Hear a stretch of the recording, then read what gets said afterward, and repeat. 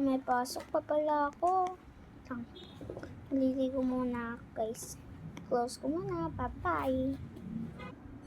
Tak, ayun, okay na din. Nakabihis na din. Wait nga lang. Makakaalis na nga din. Doon na lang ako kakain sa school. Kasi anong oras na din eh. Baka malate na ako. Tignan nyo guys.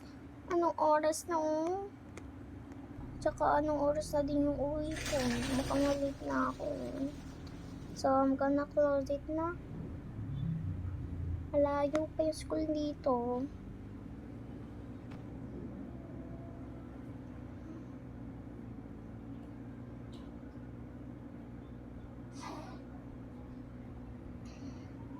High school na ako no? Pero ano pa rin ako maglakad no? Kung tagal-tagal kumilos pa rin. Nililate na ako. Yari na naman ako.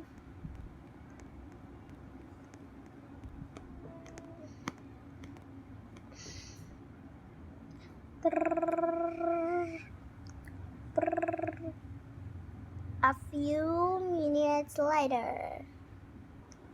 Ay, naku, nagugutom na ako. Tagal ko na nakaupo dito. Kunin ko muna tong apple. Gutom na ako eh.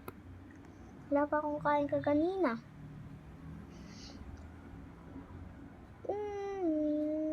Ay, uwian na pala.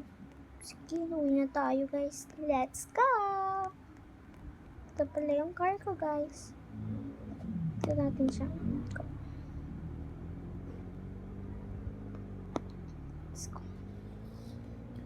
Ang dami ko pang dadaanan. Ay, pwede pala dito nun. Hindi ko na alam eh.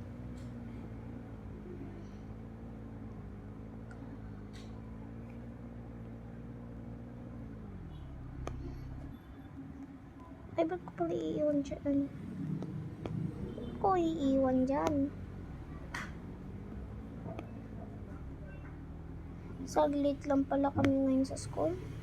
Tapos sinuspend pa. Pero okay lang din. Maglilinis muna siguro ako dito sa bahay.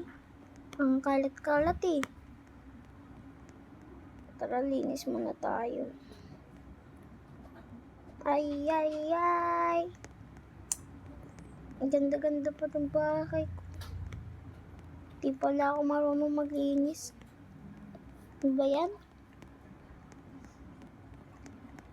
Nako. Ay, nako naman.